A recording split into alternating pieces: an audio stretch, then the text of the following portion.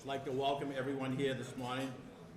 So pleased that many of you could join us for today's program. I'd like to start by thanking again BAE Systems for their very, very generous sponsorship of this morning's breakfast. All of us are aware of how engaged and active BAE is in New Hampshire and in New England, and we in the New England Council are incredibly fortunate and grateful for their ongoing support. And we've often said the New England Council is only as good as our members, and when we have a member like BAE, it says an awful lot about the council, so we thank them. Before I hand it over to Tom Bishop of BAE to introduce our very special guest, I just wanted to take a moment to tell you about some other upcoming New England Council events. We're probably over 60 events already this year with governors and senators and congressmen and presidential candidates and people from the White House. It's been extraordinary year and a very busy year, to say the least. We'll be back here in the Granite State on Friday for yet another Politics and Aches event, this time with Montana Governor Steve Bullock, and that will be at the Doubletree in Manchester. Next week in Boston, we'll hold our next New England Innovates event. This time we'll focus on cybersecurity issues. That will take place on the 17th, and there are still a few seats available if you are interested. One of the biggest events of the year, the New England Council Annual Dinner. We're close to closing in at 1,700 people as we speak, but Larry Zabar from our office says that if you're interested in attending and you haven't signed up yet, he'd be more than happy to talk to you about it. But a great event, 1,700 New Englanders, all 6 New England states gathering. It'll take place at October 21st in Boston. We'll be honoring 4 incredible New Englanders of the year, including New Hampshire's own Senator, Maggie Hassan. We'll be back here again in this wonderful state on October 23rd for another Politics and Aches with Andrew Yang, just up the road at St. A's, and the president is here, who will also be there in attendance. Today we are incredibly honored to be joined by, I was told to say, the 3rd most popular governor of the Granite State. Somebody told me that back in Massachusetts. Make sure you tell him that he's the 3rd most popular. So, he is obviously, you know, Chris Sununu, and we just want to thank him for always being available to the members of the New England Council. So I want to thank him. But he is here today to give us an update on his work to promote economic growth in this great state. So thank you again for joining us, and I'm pleased to hand it over to Tom Bishop, the Director of Legislative Affairs at BAE, for purposes of a very formal introduction.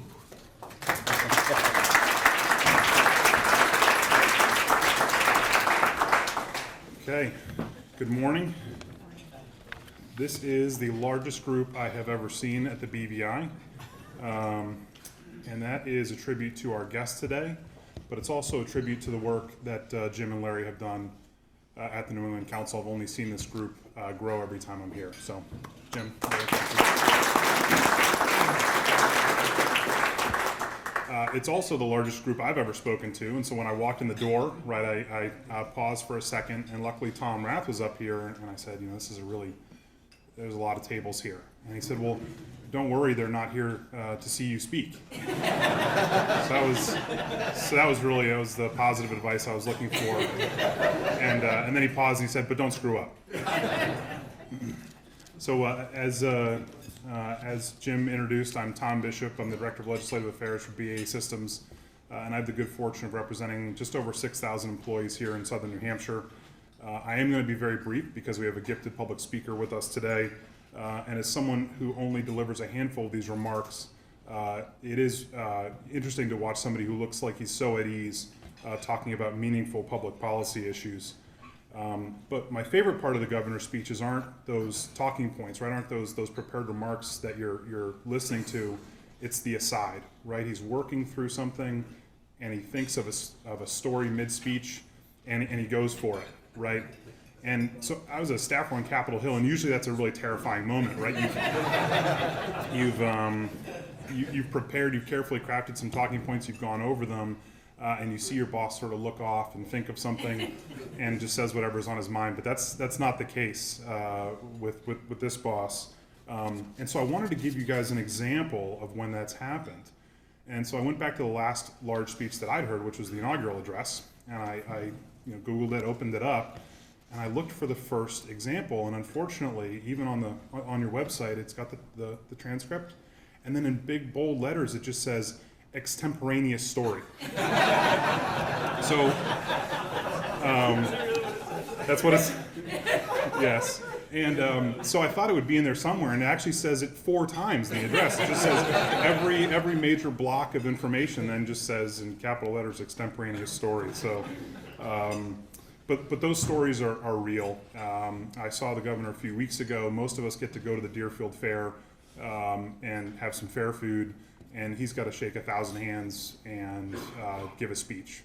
But that means that those stories you're hearing from the governor are from the source. Right, they're genuine, right? And he's getting those every single day. And it's because we have somebody who can be in Concord one moment talking about detailed budget negotiations, and then the next, he's on his way to the Deerfield Fair. And so I just think that's, if you haven't lived in New Hampshire very long, that's a rare thing. But when I was researching the speech, I did come across one quote from a reporter that I'll end with, because I really liked it. They talked about the speech, they talked about the bipartisan tone that it struck, and the reporter said, "It's the defining aspect of the Sununu style of governance. In a time of seemingly nonstop political anger and partisan anguish, Chris Sununu is having a great time." And I hope that's true, and I couldn't agree more. And with that, I'll introduce our guest, Governor Chris Sununu. Thank you. All right, good morning. Well, that's a lot to live up to. So literally, right before he introduces me and talks, I didn't even know it said extemporaneous story or whatever. There's a lot of those in my life, as many of you know. I'm not even 100% sure what extemporaneous means. I'm from MIT, but we don't do words so well sometimes. Right before I get up, Tom Rath is sitting next to me, and I said, "Tom, what should the speech be about?" And he said, "About 10 minutes." Seriously. So I will do my best. I know I tend to go on, and I do have a lot of extemporaneous stories. So here's a good one for you. Want to know one of the interesting highlights? Every once in a while, being governor, you get to do really, really fun stuff. And I was here literally last week. Some of you may have saw this on social media.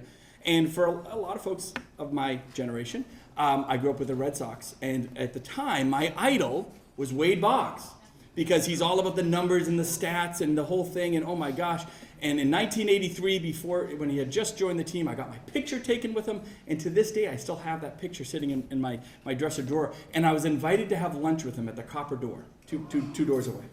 And I was like hubbub. Like I was like a puddle. It was amazing. So every once in a while, I won't tell you what we talked about completely, but every once in a while you get to do some really fun stuff. And obviously, I won't bother you with the Deerfield Fair stories this year, but they are good too, so you can grab me later on those. It is fair season, by the way.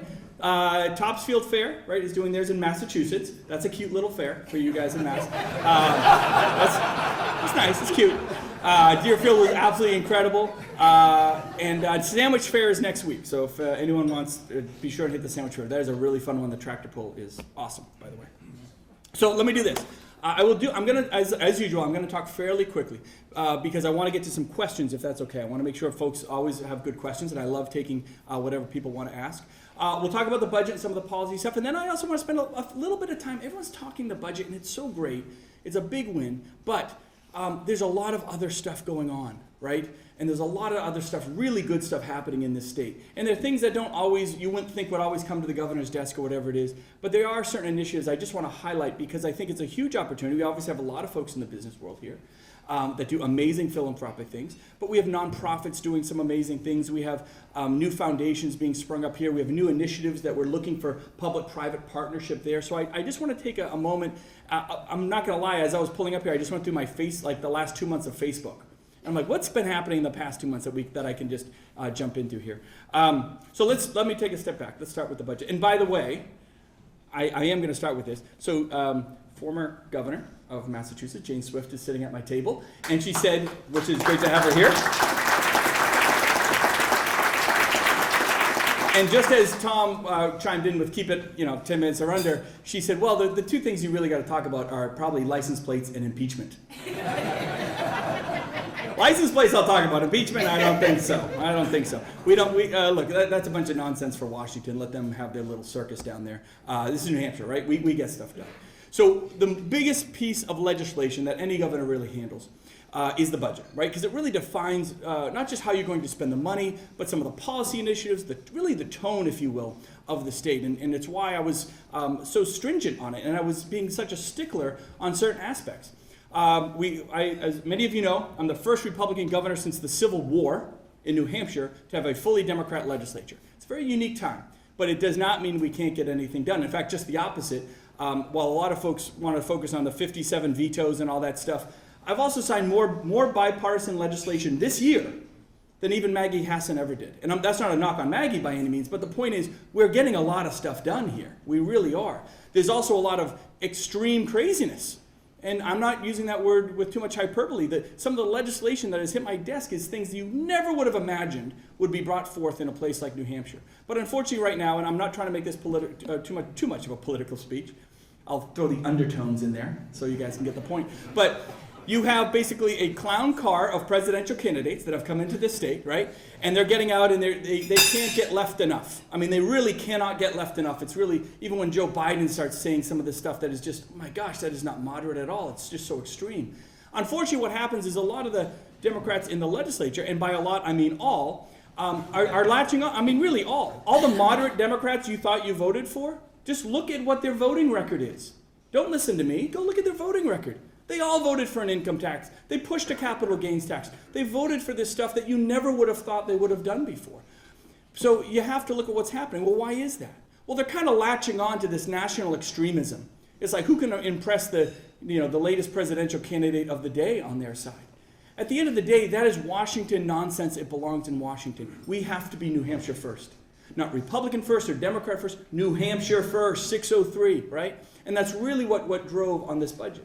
So I said, okay, you guys can decide we have a lot of money, right? The economy is booming. We have this huge surplus of funds. The Trump tax cuts worked. So two things.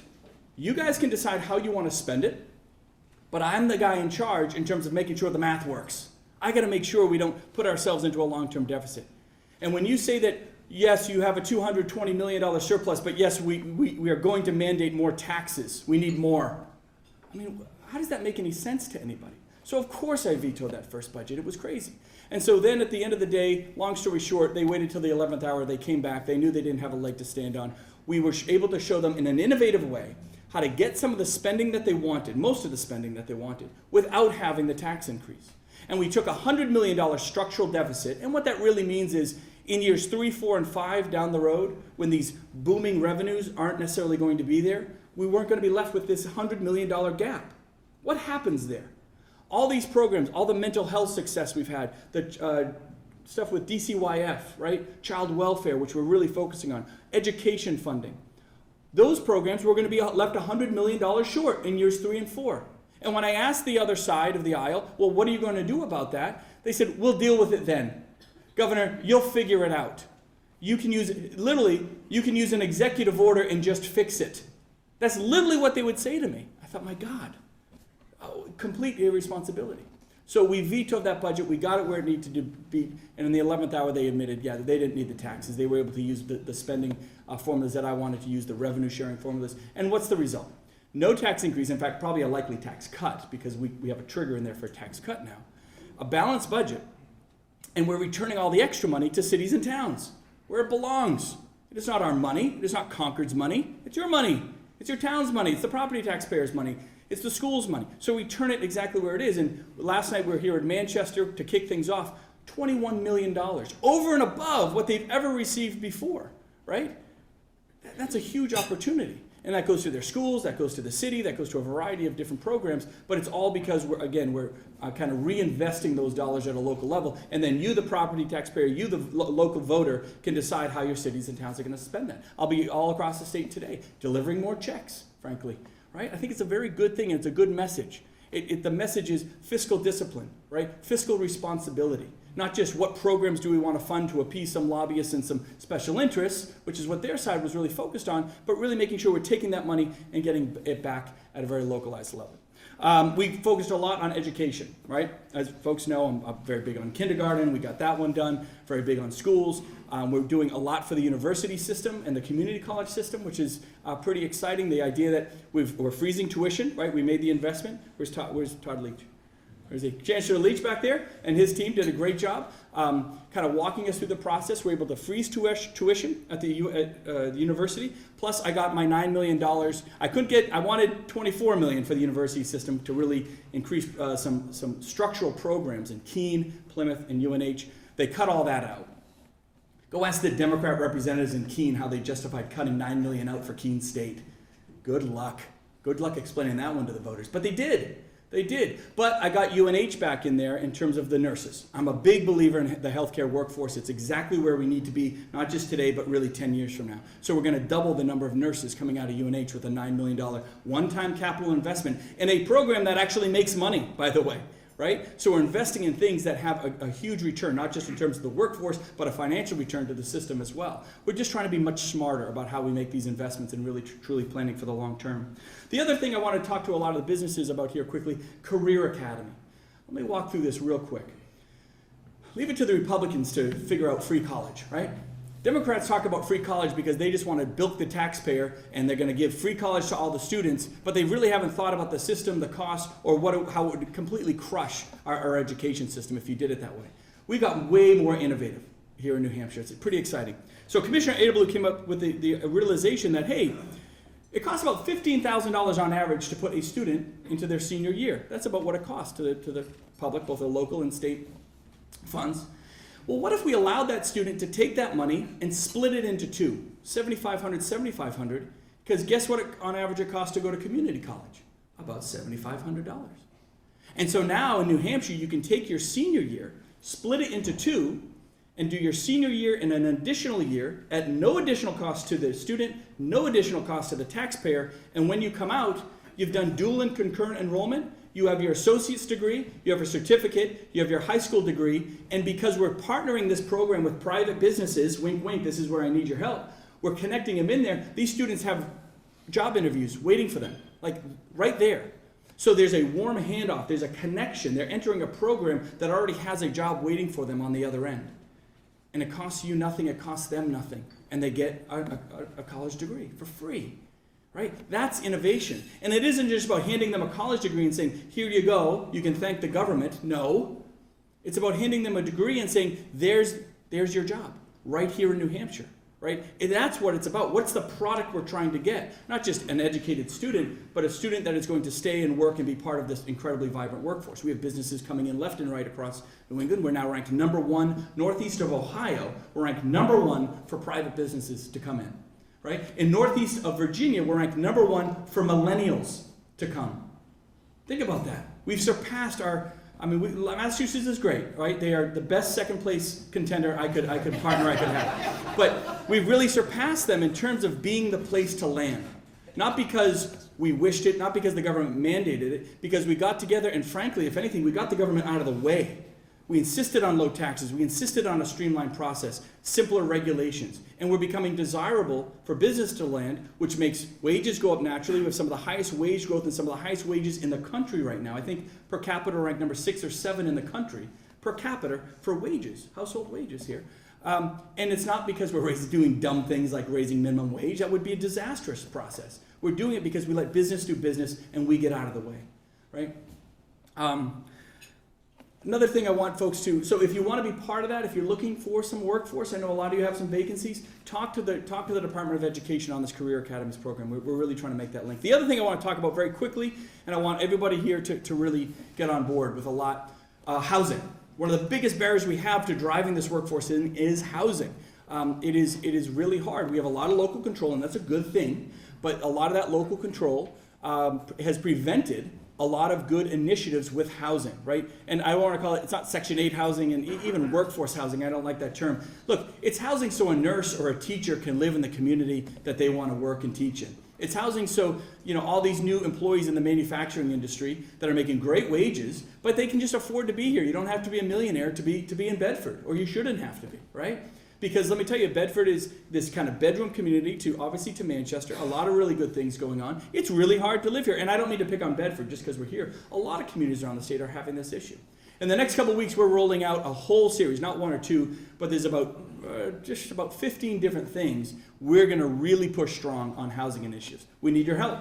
State cannot do it, right, because of the local control. Or if you're a business in this area per se, and now I'm really going to pick on Bedford, so deal with it.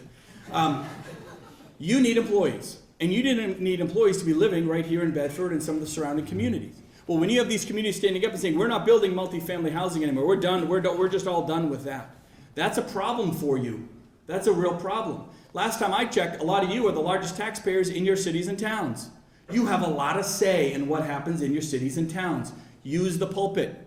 Talk to the selectmen. Talk to the town managers. Talk to the zoning board and the planning board. Make them explain to you why they're refusing to let housing in that's only going to benefit your business, your employees, and your community. This is not the days of old, of the 80s and 90s, where this Section 8 housing comes in and causes we get why that was problematic and why it was overdone in some towns and all that. But this is just about smart investment, smart planning for the future. Let me tell you something. If your community doesn't do it, someone else will. Out in Rochester, they're building multifamily units left and right. Albany Saffron and companies like that are booming off of it. They're offering big wages to their employees. The employees can actually live and work out there. Dover is absolutely booming. They're putting in a whole bunch of new units, about $250 million of new investment this year just in Dover. You don't do it, you're going to be left behind. You really are. But you guys have a voice. You have a huge say in how that's going to be designed, developed, permitted, and allowed. So we have these initiatives coming forward. We really want your feedback. Maybe our ideas are great. Maybe they're not. That's okay. But you got to let us know. And be a voice in your local communities in terms of how we really drive on the housing. A couple other little things. Let's talk about the stuff you don't hear about quite as much. Look, we had a huge surplus this year, and we had the opportunity, for the first time in over 10 years, we finally had a cost of living increase for the unions, for the municipal employees, for firefighters, for police officers, for teachers, for municipal employees. We actually have a cost of living increase in their retirement benefits. That hasn't been done in years. You can't do it every single year, but we got something done, and that was a huge marker. A group that, look, the unions aren't always my bestest of besties, right? But it's not about union or not union. It's about using what you can when you can to do right. We know that if you have these benefits that don't have any sort of cost of living adjustment, 20, 30 years down the line, it's not going to be worth it's going to be worth pennies on the dollar what it is today. So you got to be able to make those investments smart when you can. We have a lot of wetlands regulations for all those who are developing and building. We have these wetlands regulations at the Department of Environmental Services. They stink. They absolutely stink, and I'm doing everything we can to smarten those guys up. There's a culture change that needs to happen. Bob Scott, the commissioner, has been doing a great job, but that's a giant department that needs a huge cultural change. So again, if there are issues with the regulatory environment, whether it's at DOT or DES, let us know. Bring us individual stories. No story is too small. A lot of you have I think virtually everybody in here, it seems like, has my cell phone number. I mean it. Use it. Really, use it. Text me, call me, hey, we have an issue here, we'll put you up with one of our staff, or I'll bring you in to see the commissioner, whatever it is, and we'll work through it, right? So that's the benefit of being in a place like New Hampshire. Most states you cannot do that. The governor or the senators or the commissioners and secretaries, they would never meet with you, right? But here it truly is about the individual. Thinking of other DOT. So we're moving through. Someone asked me about the DOT projects. Moving through on I-93, the costs have jumped. I mean, the economy is so good. There's so much construction going on. The costs have really jumped. But we're going to find ways to do it so we don't impact the local cities and towns. So they're putting up a share of the money, but we want to make sure that if there is any cost increase, the state is really there picking up a lot of that tab. And we're renegotiating. We're trying our best to renegotiate a lot of those contracts. So those things are going to really drive forward. I visit a lot of companies, and I've visited a lot of your companies. Always happy to do it. Not just to come and meet the employees, do you hope you vote for me in 2020? No, I just want to know what's happening. We visited with GE and Hooksett, right? I got to be honest. If you're from the town of Hooksett, I got words with you because you're abusing those guys over there when it comes to property taxes. It's absolutely abusive. It's crazy. A lot of times towns see a big company in there, and they're the biggest taxpayer, and they're making some money, so we'll just hit them again, right? That's not fair. I'm a big believer in the rules. My dad, my dad doesn't give me a lot of advice, surprising. He really doesn't. And thank God for all of you that he doesn't, right? Or sometimes he gives me a small piece of advice and it's like, that would have been great in 1987. My day-glow yellow coat or something, but times have changed a little bit. So, but every once in a while, something, he said early on in my life, he said, look, you got to play by the rules because that ensures fairness. Now, if you don't like the rules, you go to the legislature, you go to the process, you change the rules, you change it the right way, and then everyone plays by those rules. But there is no picking winners and losers. I can't tell you the number of bills. I vetoed not a large amount, but probably 3 or 4 bills. And some of my best friends, my biggest supporters, banging down my door. How can you veto this, Governor? Don't you know what this will mean to our business industry? Don't you know what this will mean to us? I appreciate that, but that's not my job. My job is not to put money in your pocket just because you're a friend. My job is not to treat this industry unfairly with massive subsidies just because, we had lunch together. It's not the way it works here. Play by the rules, play fair. We're taking a lot of heat because of the biomass bills that we vetoed. Those bills stunk. They really did. Does it help a small pocket and a small industry off? Yes. Does it raise every one of your electric rates? Yes. Do low-income families have to pay for that? Of course they do. That's not fair. That's not fair. We got to modernize. We got to move on. We got to behave like it's the 21st century. And so it's hard to do some of those vetoes. But the rules are the rules. Now, you don't like them, we can work on changing them, absolutely. But they still have to be fair for the greater good. They have to treat, as best we can, frankly, 1.35 million people on an equal basis, right? That's the Constitution that we are really bound to uphold. Let me go through. I actually made notes. I never make notes, and I actually made notes. Not that I can read them. Steve Bullock is really coming here? You should all come see Steve. He's a governor of Minnesota, right? Montana, sorry. Don't tell Steve I said that. The Democrat governor of Montana, really great guy. Really great guy. Probably too good to be in the field of presidential candidates. So you should all come see Steve. He's actually a really good guy. Don't vote for him for president. I hope you all vote for Trump. But God bless him. I think it's great that you're having Steve out here. Look, we can now open up for questions. I can go away quietly. We're delivering a lot of checks to your cities and towns, so keep your eyes open. There's just huge opportunity out there, but we need your help. A lot of you in the private industry, come in, partner with us. Public-private partnership. I love it. You do it better than the government does. That's usually a fact. And so anything we can do to make those partnerships work, to drive forward, creating choice, not mandates, but choice for individuals. I say it all the time. My job is not to force your round peg to fit in this square hole. That's typically how government works. Those days are done. That is Washington-style nonsense. My job is to make sure that I'm setting up these doors of opportunity, and whether you want to walk through them or not, live free or die. It's up to you. I can't say that enough. So if there's a door of opportunity we're not setting up for you, let us know. We'll create it. And then again, if it's for you, great. And if it's not, we won't force you into it. Whether it's for your kids, your business, your family, regulatorily, whatever it takes. That's really what it's all about. And I think that's why New Hampshire differentiates itself so well from everybody else. So thank you guys. Appreciate it.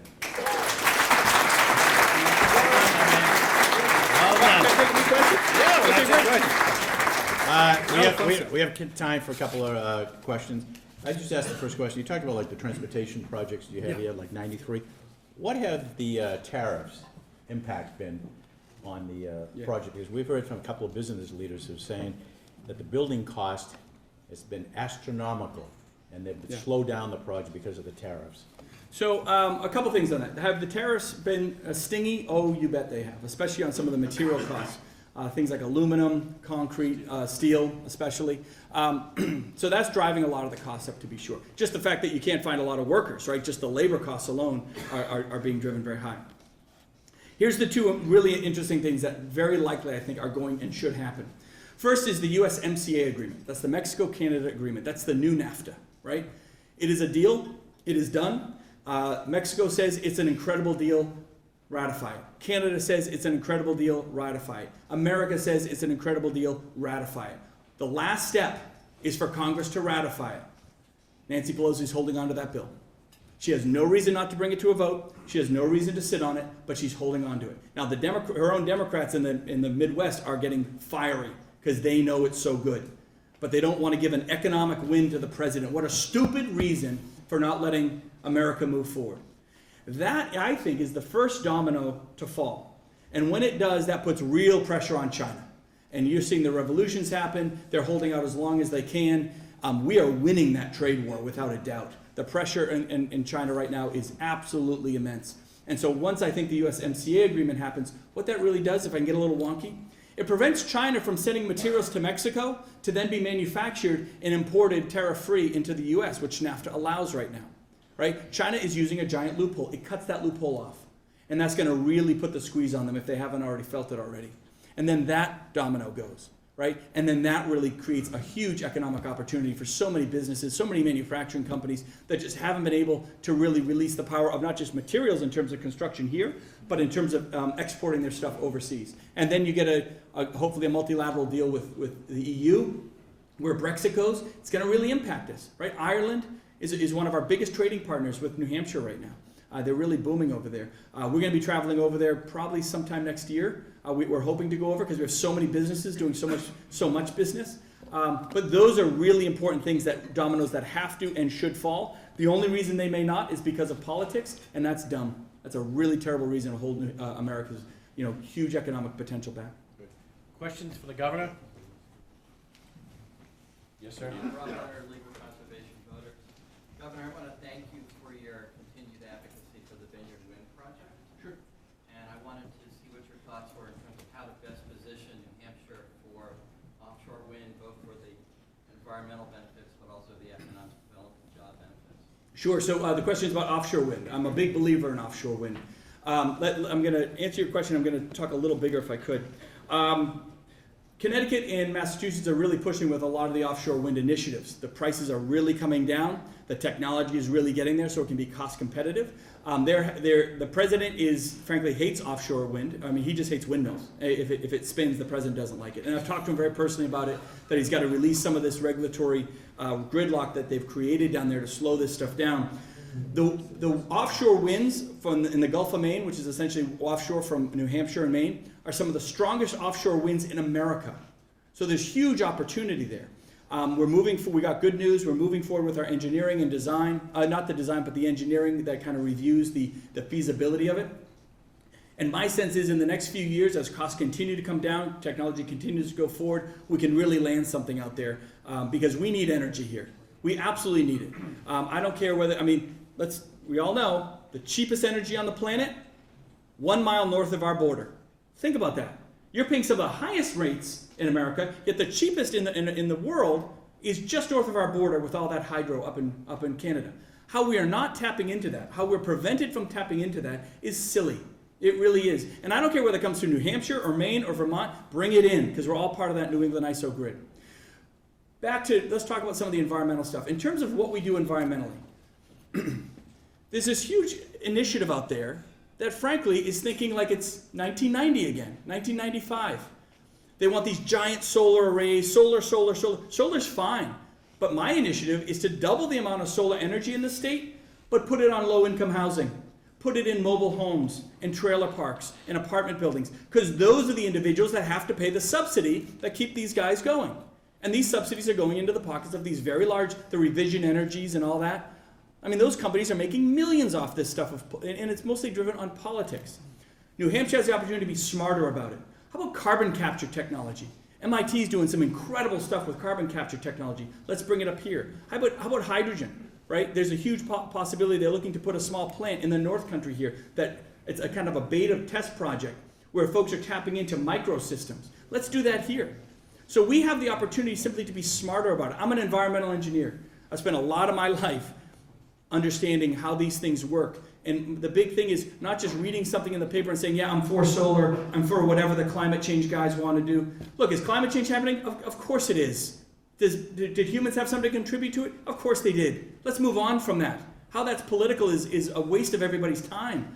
Let's focus on the results. Let's focus on the outcomes and how we're going to be smarter about making the investments to actually get rates down, to be smarter environmentally at a growth rate that is actually that doesn't completely sink us and doesn't take us too far down the wrong path. Opportunity is huge to do it smarter and better in New Hampshire. We streamline the regulatory structure, make those investments happen, promote business that will then invest in some of these technologies themselves, and again, open that door of opportunity so everybody can move forward. Jeff? Hi, good morning. Governor Jeff Baylor with the U.S. Census Bureau. I want to thank you for your leadership throughout. You're with the U.S. Census Bureau? Yes, sir. How many people are in this room right now? I'm just kidding.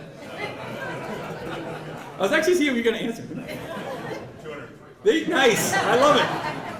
No, but thank you for your leadership. Throughout the state of New Hampshire, we have over 200 business partners and community-based organization leaders that have signed on to be a partner with the Census. Over 13 complete count committees, including the statewide complete count committee, so we really greatly appreciate it. These business leaders and community organizers are starting the conversation about the census, that it's safe, all the data is protected under federal law, we cannot release information, that it's easy, 4 ways to respond in 2020, including online and over the phone.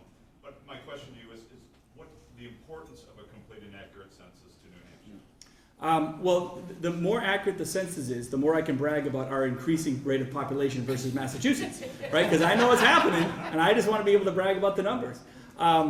New Hampshire's a funny, it's a very unique place. I say it's a funny place, but we're very private, right? We're very live free or die. We're very lowercase L libertarian, and sometimes uppercase L libertarian.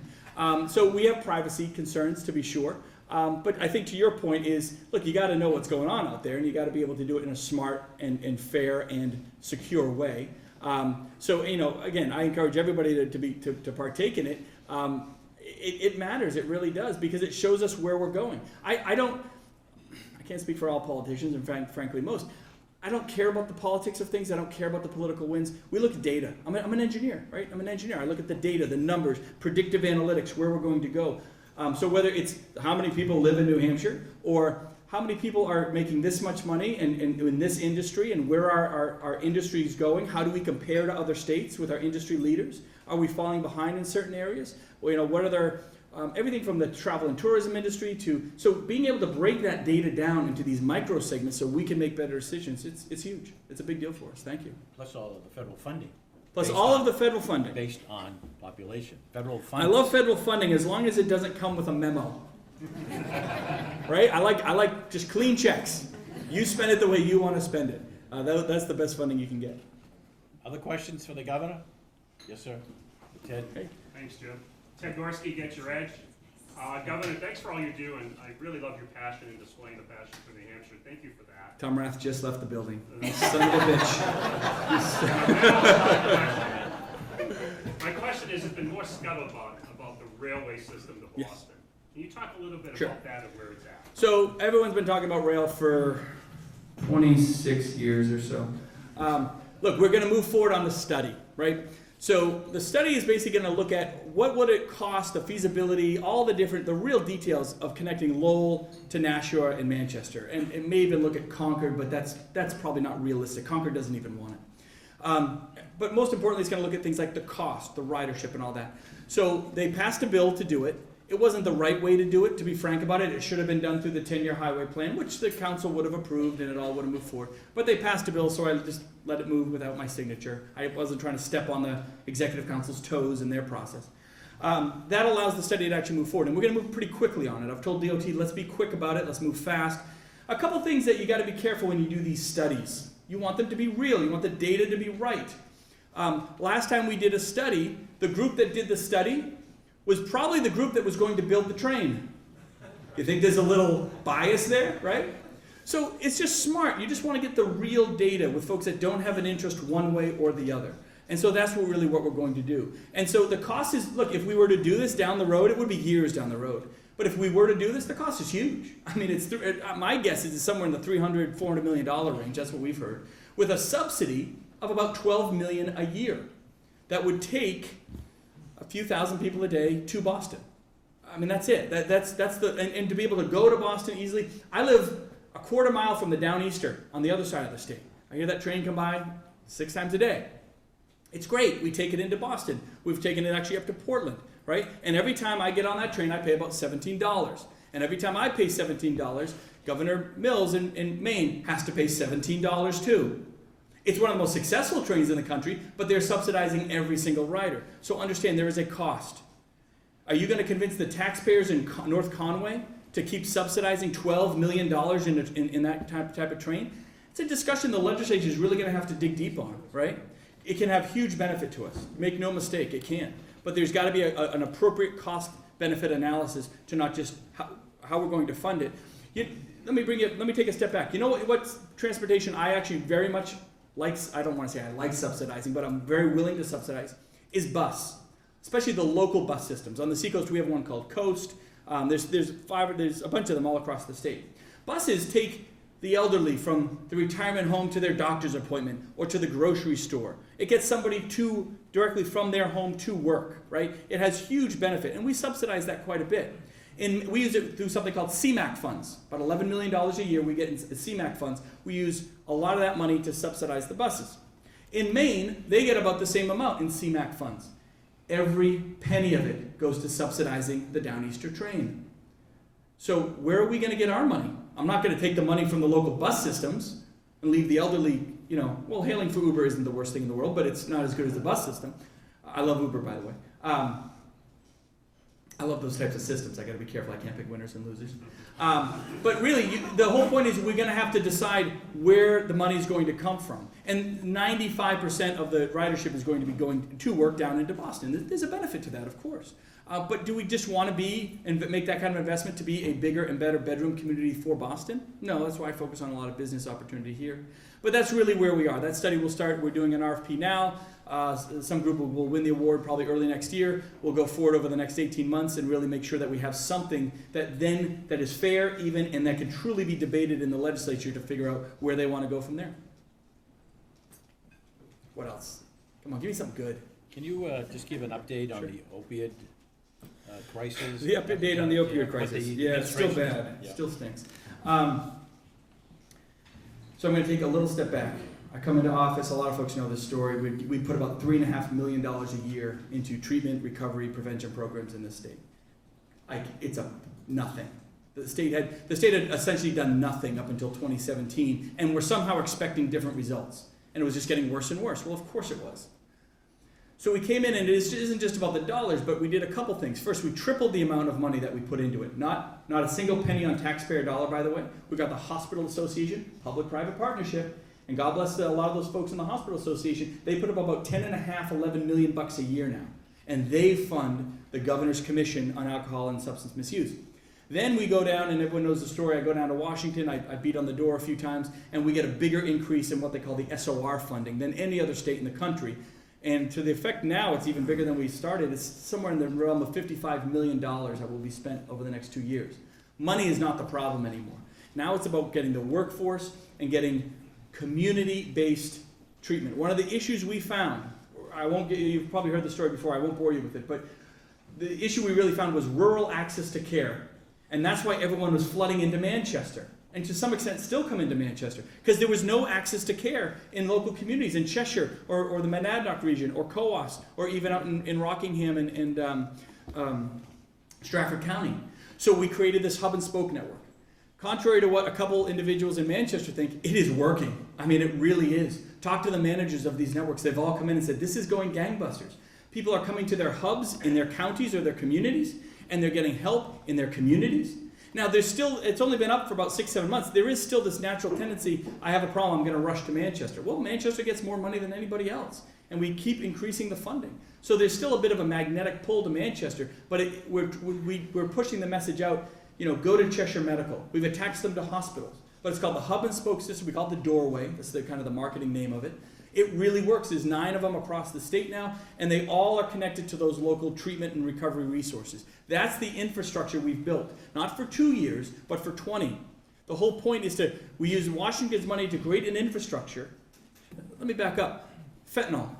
Had anyone heard of fentanyl 7 years ago? No, right? We'd never heard of it.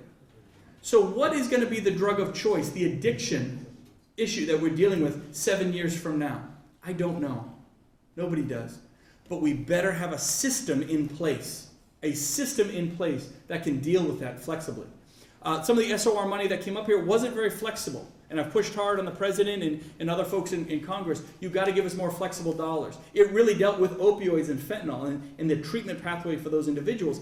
But it didn't provide flexibility. We're seeing a huge spike in meth. We're seeing spikes in other stuff come back.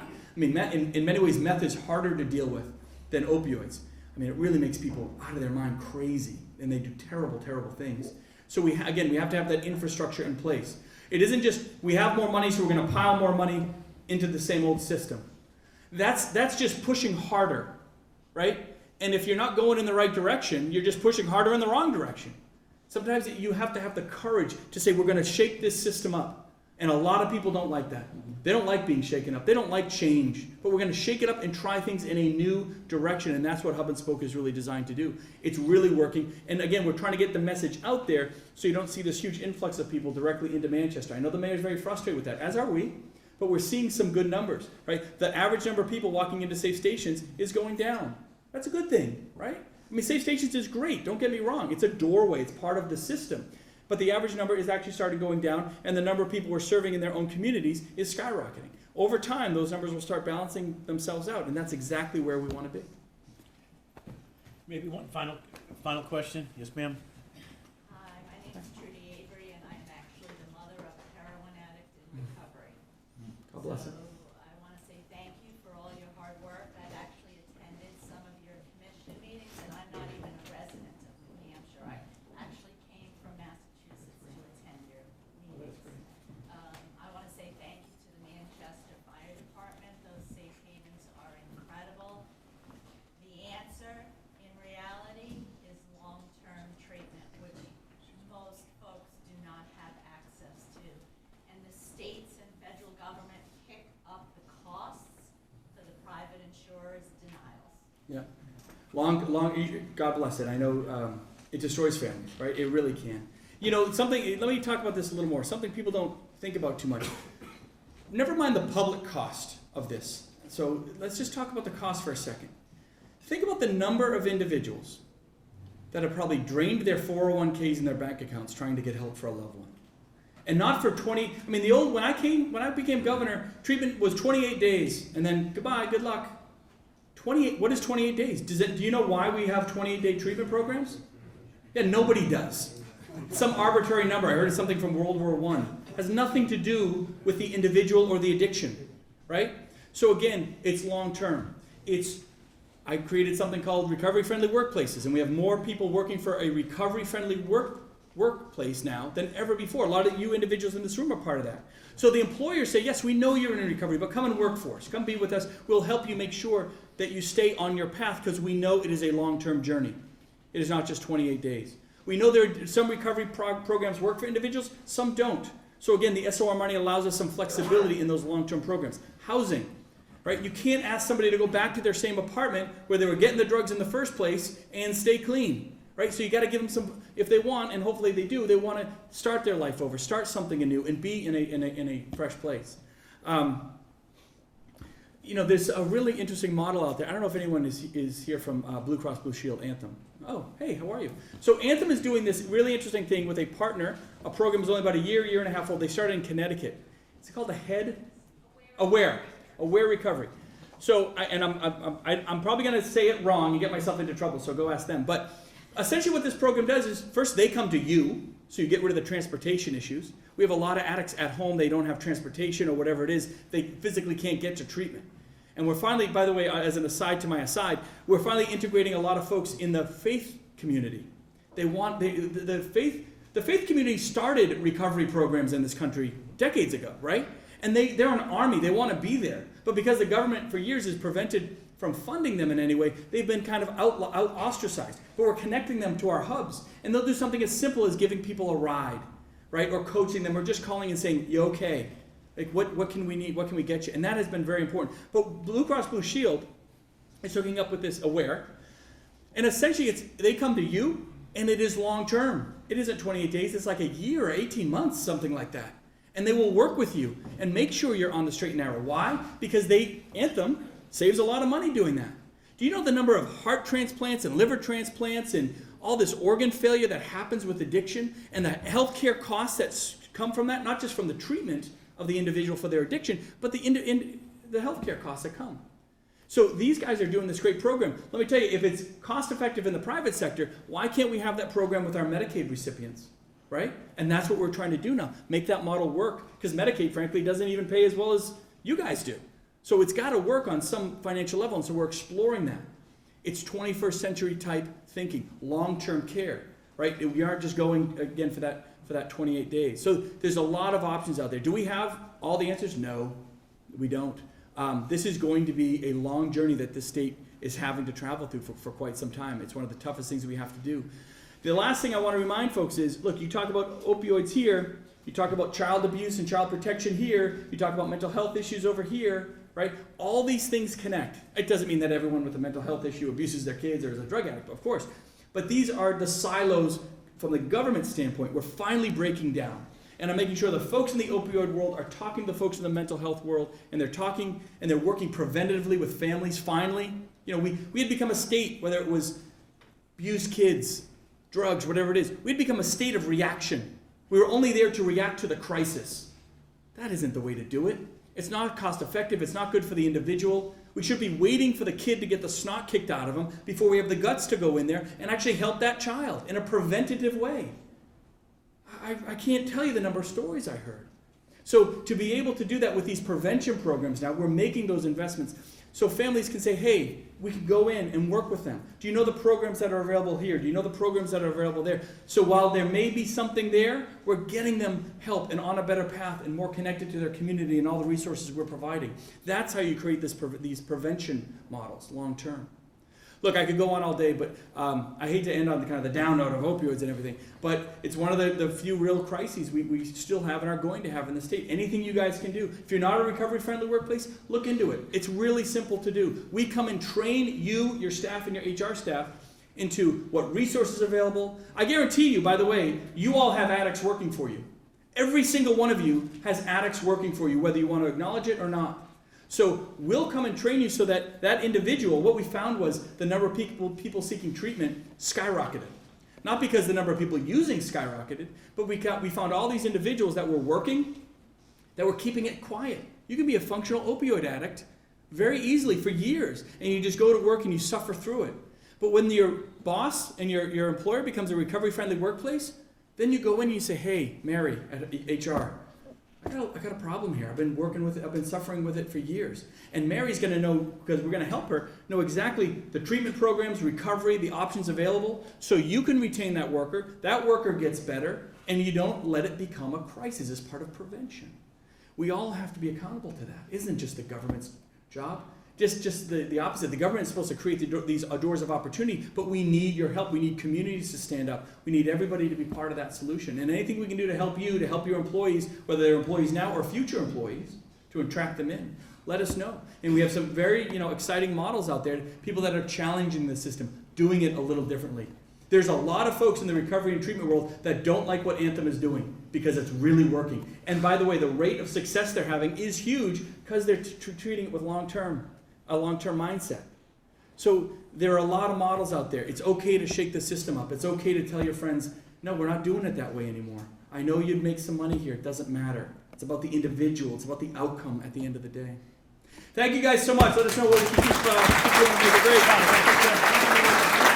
Thank you.